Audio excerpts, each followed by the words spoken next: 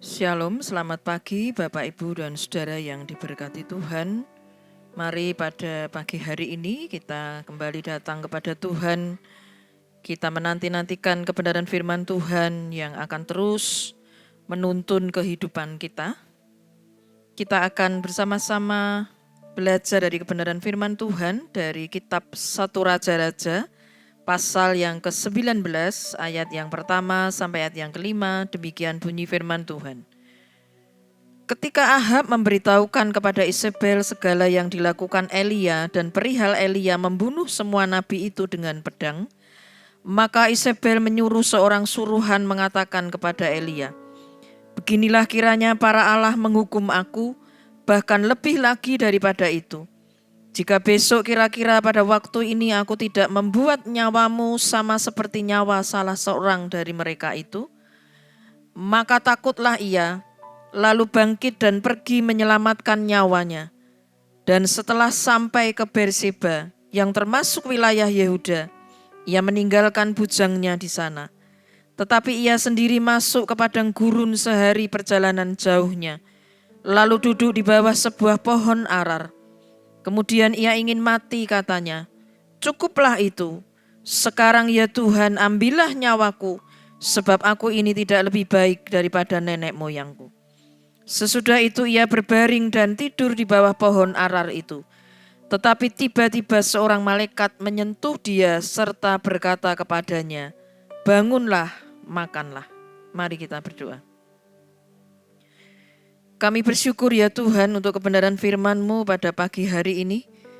Biarlah Allah Roh Kudus yang menerangi hati dan kehidupan kami, agar kami memahami setiap kebenaran firman-Mu. Dan kami boleh mendapatkan ketenangan, kelegaan, pemulihan dalam kehidupan kami.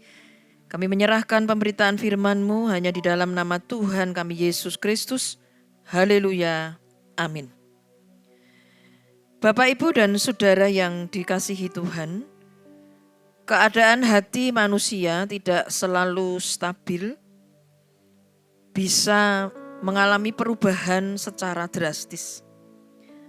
Ada hari-hari di mana suasana hati begitu senang atau sukacita, namun ada hari-hari di mana hati dipenuhi dengan duka cita, ketakutan, atau kecemasan.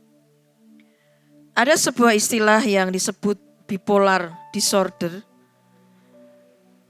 masalah kesehatan mental yang menyebabkan perubahan suasana hati, konsentrasi, dan kemampuan untuk melakukan kegiatan sehari-hari. Bipolar disorder dapat diartikan suatu keadaan di mana suasana hati seseorang mudah berubah secara drastis. Hal ini pernah dialami oleh Elia. Keadaan hatinya mudah berubah secara drastis sehingga Elia mengalami depresi berat. Elia adalah seorang nabi yang melayani di Israel Utara. Nama Elia dari kata Ibrani artinya Yahweh adalah Allahku. Dalam kitab 1 Raja-Raja pasal 18 ayat 20-46 dikisahkan tentang Elia di Gunung Karmel yang menantang bangsa Israel untuk mengambil sikap memilih Allah yang sejati. Sesuai dengan permintaan Elia, Raja Ahab memerintahkan rakyatnya dan nabi-nabi Baal naik ke Gunung Karmel untuk membuktikan Allah yang sejati, apakah Baal atau Allahnya Elia. Pada akhirnya Allah Elia terbukti sebagai Allah yang sejati. Allah mampu menurunkan api dari langit untuk membakar habis korban persembahan, kayu api, batu, tanah, bahkan air yang ada di parit di sekitar mezbah. Di dalam kitab 1 Raja-Raja pasal 18 ayat yang ke-38. Sedangkan Nabi Baal tidak mampu, meskipun nabi-nabi Baal seperti kerasukan dari pagi sampai petang, tidak ada yang menjawab mereka. Setelah itu, Elia memerintahkan rakyat untuk menangkap dan membunuh 450 orang nabi Baal. Akibat dari pembantaian terhadap 450 Nabi Baal itu membuat Isabel, istri Raja Ahab, sangat marah dan mengancam untuk membunuh Elia. Hal yang begitu tiba-tiba ini menyebabkan Elia merasa takut, seperti mengalami bipolar disorder. Suasana hatinya berubah secara drastis. Elia baru saja merasakan sukacita karena menang atas nabi-nabi Baal. Namun kemudian dia merasa ketakutan hingga mengalami depresi, sampai membawa Elia ke padang gurun.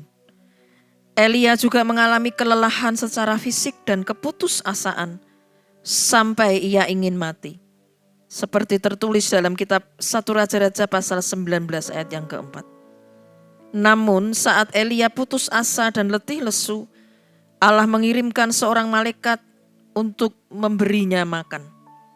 Setelah 2 kali makan, Elia diminta untuk ke Gunung Horeb yang menjadi lambang kehadiran Allah.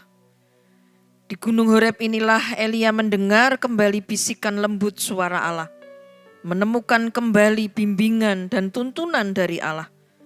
Di Gunung Horeb inilah Elia dipulihkan dan siap melanjutkan kembali tugas-tugas pelayanan selanjutnya.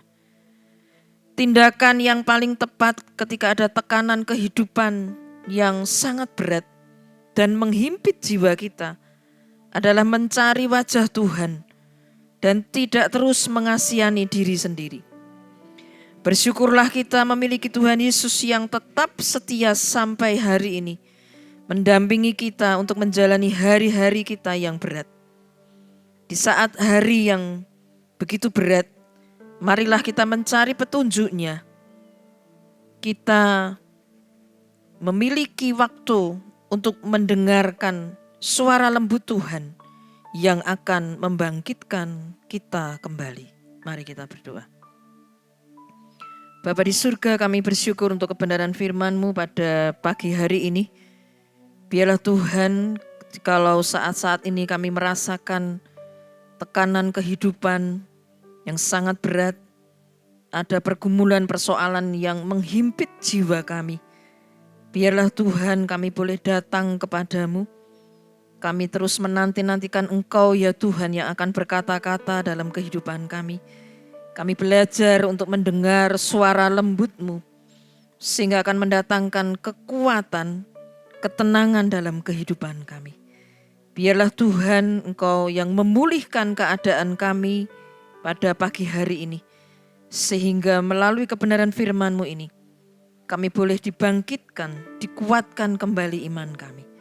Terima kasih Tuhan, kami menyerahkan seluruh kehidupan kami kepadamu, dan kami senantiasa rindu, Kau akan terus menuntun, membimbing kami Tuhan, bahkan ketika keadaan kami saat ini begitu berat. Terima kasih Tuhan. Terimalah berkat Tuhan. Tuhan memberkati engkau dan melindungi engkau. Tuhan menyinari engkau dengan wajah-Nya dan memberikan engkau kasih karunia. Tuhan menghadapkan wajah-Nya kepadamu dan memberikan engkau damai sejahtera. Diberkatilah kita semua Bapak, Ibu, dan Saudara dengan berkat damai sejahtera dari Allah Bapa, kasih dari Tuhan Yesus, penyertaan dari Allah Roh Kudus, yang senantiasa akan menyertai kita dari sekarang sampai selama-lamanya. Haleluya. Amin.